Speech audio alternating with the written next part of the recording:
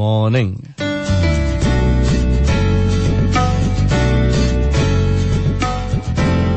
યાદ રહી જવું છે, આપણને બધાને યાદ રહી જવું છે. મનમાં એમ છે કે યાર બધા યાદ રાખે એવું કંઈક કરવું છે, કંઈક એવું કરવું છે જેથી દુનિયા આપણને ભૂલે જ નહીં, પણ એ પોસિબલ જ નથી.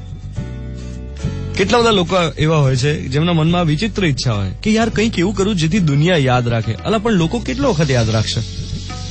1 વર્ષ, 10 વર્ષ, 20 વર્ષ, 100 વર્ષ? પછી 100 વર્ષ પહેલા ગુજરી ગયેલાને આપણે અત્યારે કેવી રીતે યાદ કરીએ છીએ બોલો?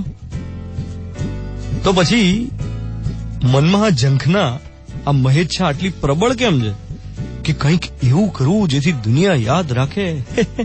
કોઈ યાદ નથી રાખવાનું, ભૂલી જ જાય છે બધા. હા, થોડો સમય દુઃખ થાય કોઈના ગયા પછી, પણ એના પછી કન્વીનિયન્ટલી બધા ભૂલી જતા હોય છે, પોતપોતાના જીવનમાં ગોઠવાઈ જતા હોય છે. એટલે ક્યારેય કોઈ કાયમ માટે તો યાદ રહેતું જ નથી. ક્યાંક વાંચેલી વાત છે કે જો તમે ઈચ્છતા હો કે તમારા સંતાનો તમને તમારા મૃત્યુ પછી યાદ રાખે તો એક ઝૂંપડી, એક કુટીર બંધાવજો. જો તમે ઈચ્છતા હો કે તમારા સંતાનો, પૌત્ર પૌત્રીઓ તમને તમારા ગયા પછી યાદ રાખે તો એક ઈંટ ચૂનાનું પાક્કું મકાન બંધાવજો.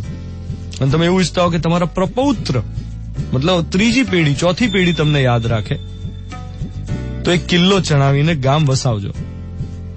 અને જો તમારી દરેક પેઢી તમને કાયમ માટે યાદ રાખે એવું તમે ઈચ્છતા હો તો તમે એક પુસ્તક લખજો. આવું જૂના જમાનામાં કહેવાતું હતું, મેં કંઈક નાનપણમાં ક્યાંક વાંચ્યું હતું. હવે મારું એવું માનવું છે કે કુટીર બંધાવો, પાકું મકાન ચણો, કિલ્લો વસાવીને આખું આમ ગામ બનાવો, કંઈક આમ મોટી સંપત્તિ મૂકીને જાઓ. એનાથી તમારી આવનારી પેઢીઓ તમને યાદ નથી રાખવાની.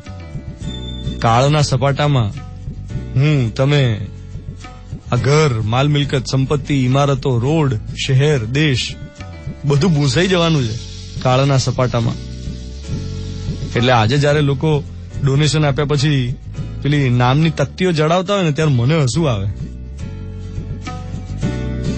કોઈ હોસ્પિટલમાં ડોનેશન આપ્યું હોય, કોઈ મંદિરમાં ડોનેશન આપ્યું હોય, એ આખો જે પ્રયાસ છે નામ લખાવવાનો કે ભાઈ અમારું નામ ક્યાં આવશે, કઈ તકતીમાં, કેટલું મોટું લખાશે નામ, કઈ જગ્યાએ નામ આવશે, એ આખો પ્રયાસ છે ને હાસ્યાસ્પદ છે.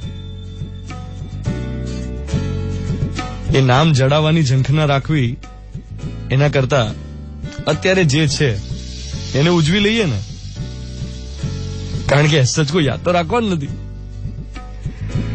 અને જો ખરેખર ઈચ્છા હોય કે કાયમ માટે કોઈ યાદ રાખે તો લખીને જજો, પુસ્તક અથવા તમારી ડાયરી. તમારા વિચારો, તમારી ડાયરી જે આવનારી પેઢીઓ વાંચે તો એને યાદ રહે. અથવા તો સમાજમાં કરેલું કંઈક એવું કામ જેના પડઘા વર્ષો સુધી પડ્યા જ કરે. સમુત્કર્ષનું કામ હોય, સમાજના ઉત્થાનનું કામ હોય, બીજા માટે ઘસાઈ ચૂક્યા હો તો કદાચ તમારી ચોથી પેઢી તમને યાદ કરશે કે અમારા પરદાદા હતા ને એમણે આવું કંઈક કર્યું હતું જેને કારણે આ શહેરનો વિકાસ થયો, આસપાસના લોકોનો વિકાસ થયો. 7:15 થઈ રહ્યા છે. મિર્ચી 98.3, 5th એપ્રિલ 2018, ગુરુવારની સવાર. આ હતો આજનો મોર્નિંગ મંત્ર. મિર્ચી 98.3 પર હું છું Dhwanit. Good morning my dear.